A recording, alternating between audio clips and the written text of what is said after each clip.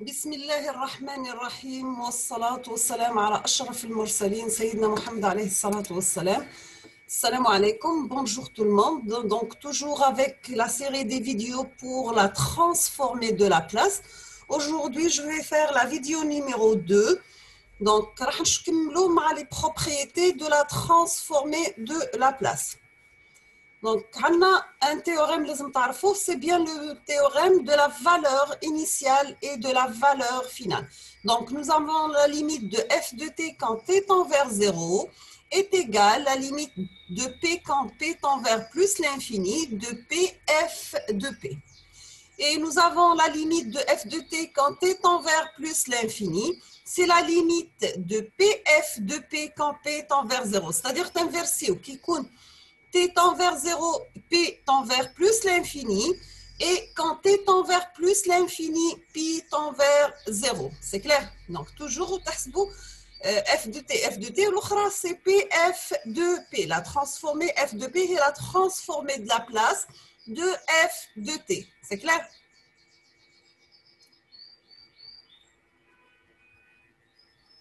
Donc, je vous laisse un petit peu le temps de noter la formule et après, je termine. Donc, PF de P. On va faire la démonstration de ça. Nous avons le théorème de la valeur initiale.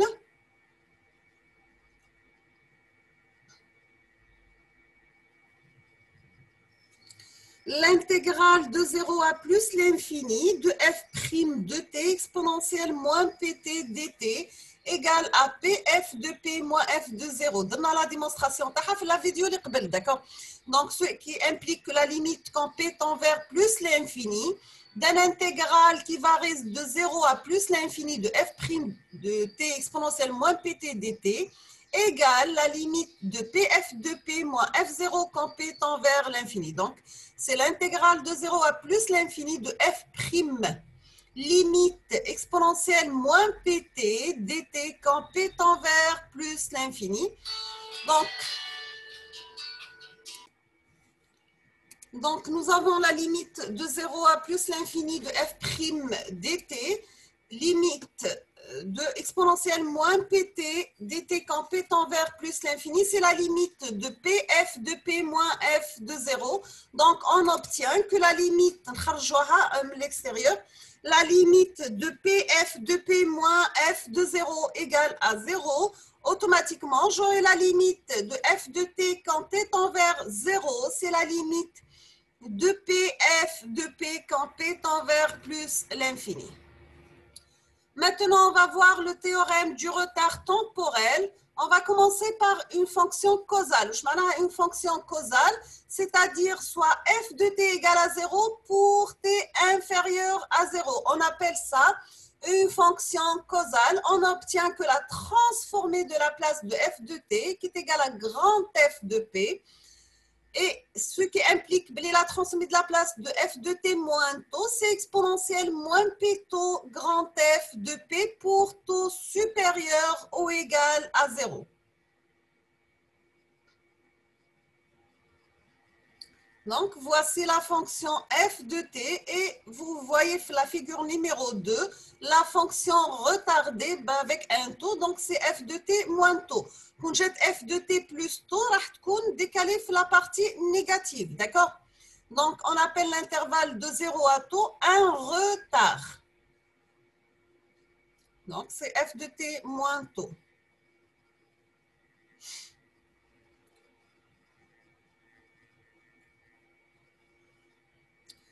Donc, la fonction, elle est causale. Donc, nous avons que f de t égale à 0 pour t négatif.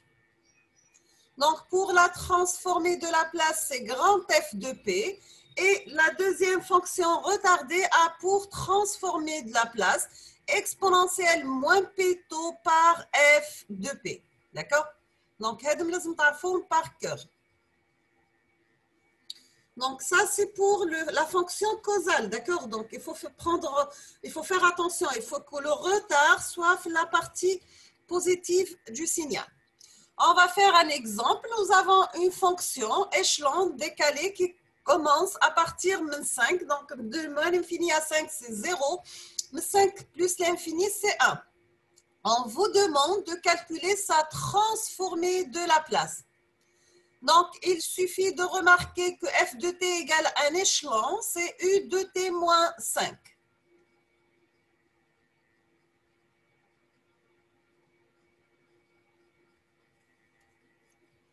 Donc, la transformée de Laplace de f de t, c'est la transformée de Laplace de u de t moins 5.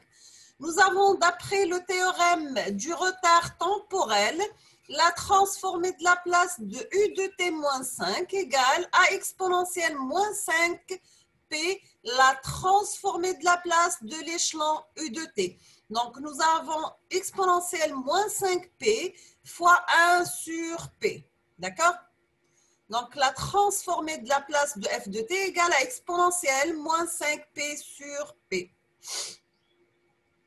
Deuxième exemple, nous avons une porte causale qui est égale à 0 pour t négatif, égale à 1 lorsque t compris entre 0 et 6, et 0 pour t supérieur à 6 ou bien de 6 à plus l'infini. Donc, ça, c'est une porte causale, on l'appelle une porte causale, une fonction f de t. On va calculer sa transformée de Laplace.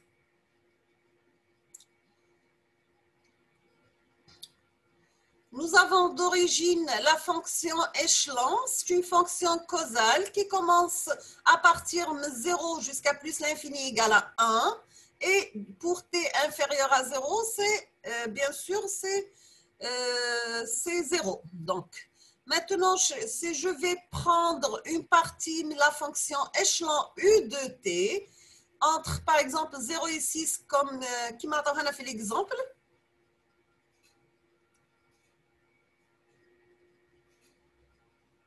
et on va forcer le reste à 0, d'accord?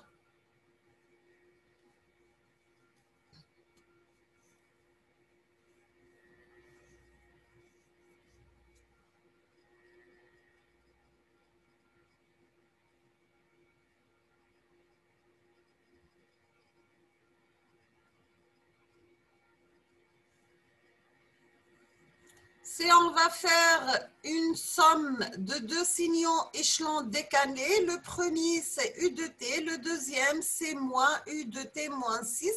Pourquoi on fait ça? Pour avoir la fonction causale ou bien pour forcer la fonction échelon à prendre la valeur 0 au-delà de 6. Donc, on a vu dans le traitement de signal, mais toujours la fonction porte, c'est la différence de deux échelons. Ou la fonction échelon, c'est la somme de deux fonctions signes. D'accord? Donc, on aura u de t moins u de t moins 6. Si on va appliquer la transformée de Laplace de ce signal, donc on n'aura que la transformée de Laplace de u de t moins la transformée de Laplace de e de t moins 6. On a u de t moins 6 qui m'a les propriétés de retard. D'accord? Donc, on va utiliser les propriétés les la transformée de Laplace. Donc, on aura que f de t, c'est u de t moins u de t moins 6.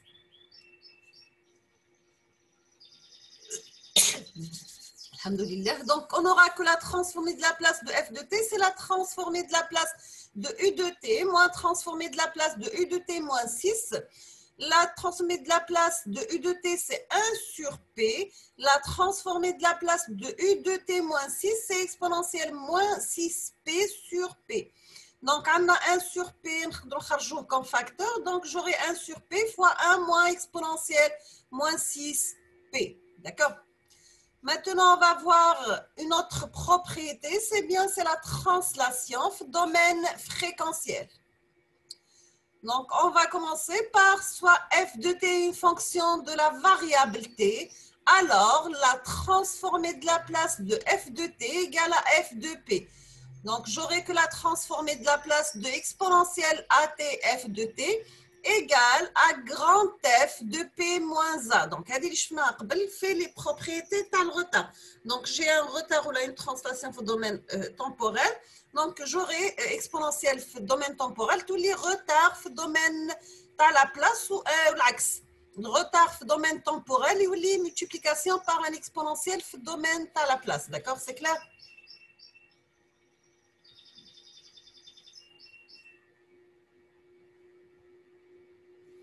On va faire un exemple. On vous demande de calculer la transformée de la place de exponentielle à t.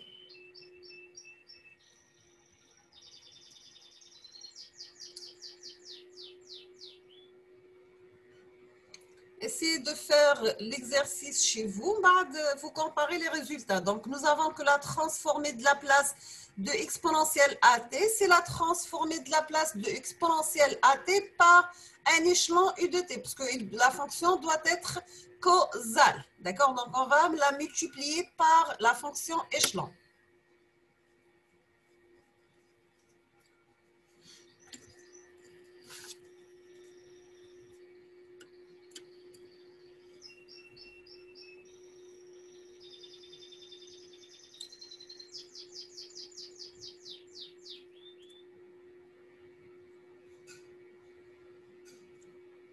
En utilisant les propriétés, et nous avons déjà que la transformée de la place de l'échelon qui est égale à 1 sur P, d'accord? Donc, on va l'avoir sous forme de retard.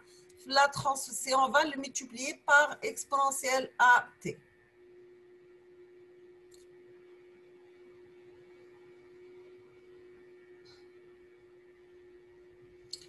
Donc, on aura que la transformée de la place de exponentielle à t par u de t égale à u grand U, p moins a. Donc, j'aurai qui est égal à 1 sur p moins a. Parce qu'on dit la transformée de l'échelon, c'est 1 sur p. Un échelon multiplié par exponentielle à t, ça sera un retard dans le domaine laplacien. C'est 1 sur p moins a. Maintenant, on passe à notre exemple. On vous demande de calculer la transformée de la place de exponentielle à t cosinus oméga t.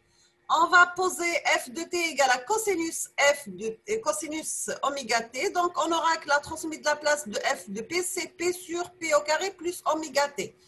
Donc, j'aurai que la transformée de la place de exponentielle à t cosinus oméga t égale à la transformée de la place de exponentielle à t par f de t qui est égal à grand F de P moins A. D'accord? Maintenant, on a terminé cette première partie. Je vais passer à autre chose, d'accord? Donc, toujours avec les propriétés de la transformée de la place, je vais terminer la partie numéro 3.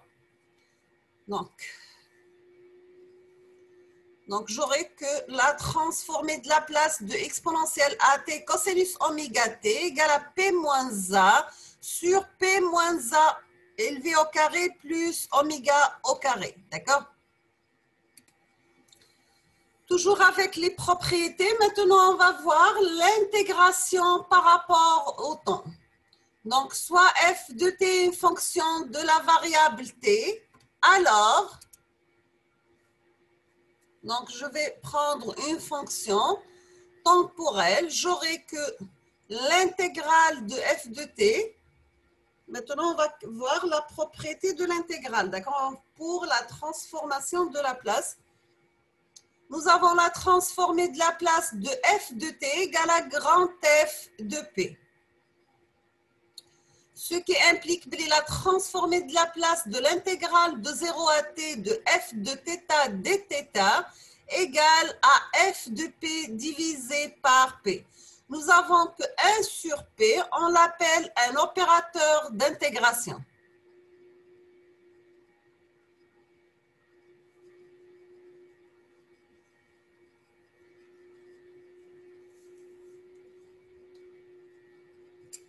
On va commencer par un exemple toujours. Soit on vous demande de calculer la transformée de la place d'une rampe R de t qui est égale à 0 pour t inférieur à 0 et t pour t supérieur à 0. On appelle ça une rampe unitaire parce que l'amplitude égale à 1 et on va prendre dans une période qui varie de 0 à 1.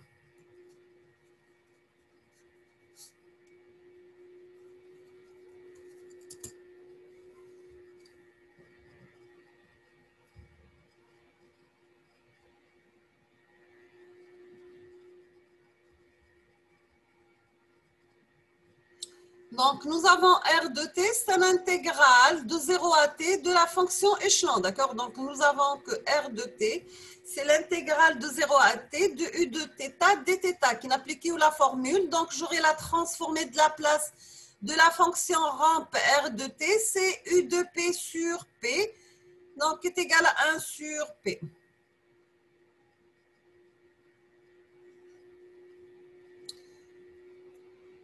On va faire une simulation avec MATLAB. On dit la partie Simulink.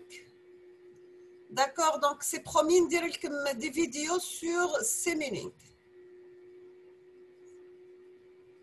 On demande d'ouvrir un nouveau fichier et on va écrire le programme qui calcule la transformation en Z des fonctions usuelles utilisées.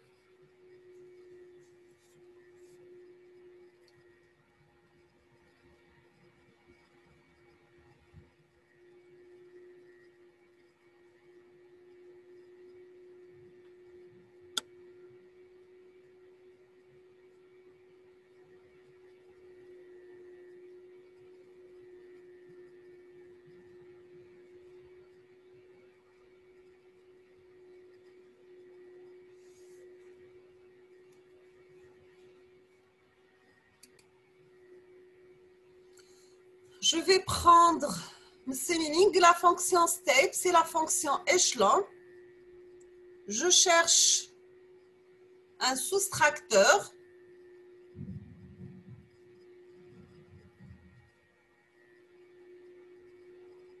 Et on va voir la visualisation à l'aide d'un oscilloscope, bien sûr. Donc, nous avons la fonction échelon, un sommateur et le...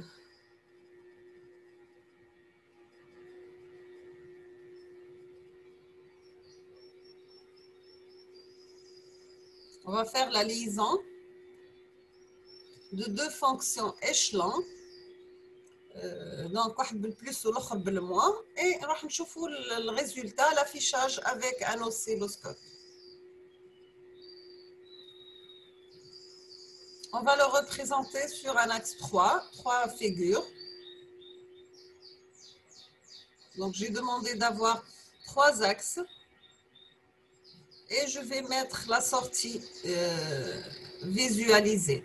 Donc, je vais visualiser le premier échelon, le deuxième, et la sortie, c'est le résultat de la différence des deux fonctions échelon. C'est clair?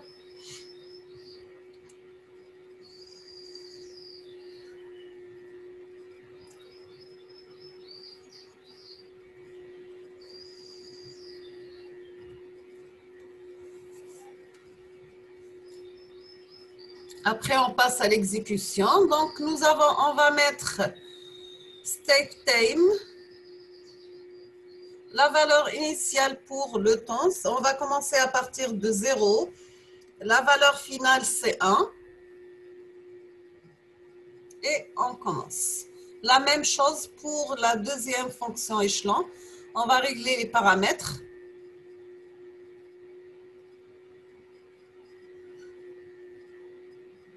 Donc, c'est un échelon décalé, il donne 6, d'accord?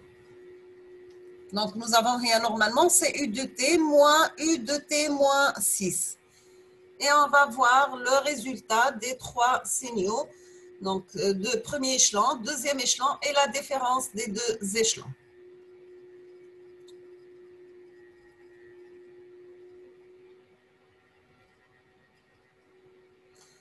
Donc, vous avez l'échelon numéro 1 qui est égal à 1 tout au long de l'intervalle de 0 à plus l'infini. Nous avons deuxième échelon qui commence à partir de la valeur 6. Et le troisième, c'est on a inversé l'échelon. Donc, le moins, donc il va prendre la valeur moins 1 pour 6. Donc, je dois me modifier pour avoir le moins U de T moins 6. D'accord?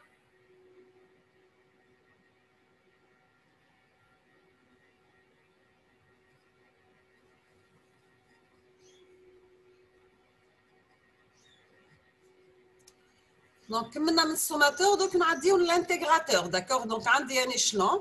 Je vais passer cet échelon à travers un intégrateur et je vais visualiser le signal de sortie. Donc, j'ai besoin d'avoir un scope.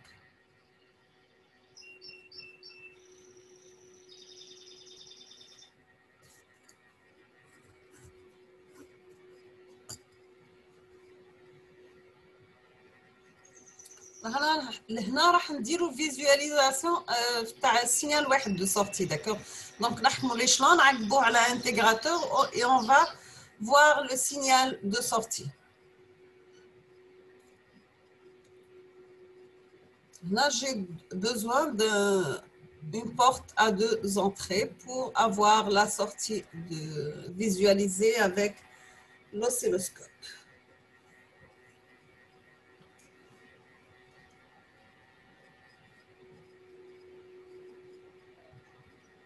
Donc, vous avez l'échelon qui prend la valeur 1 tout au long de l'intervalle de 0 à plus l'infini. Et la fonction 1 sur P à travers, si on va passer l'échelon à travers le signal de sortie, c'est à travers l'échelon, d'accord? Si on va prendre un échelon décalé de T-3, donc vous aurez ce signal. Donc, il va commencer à partir de 3. Donc, c'est une fonction rampe.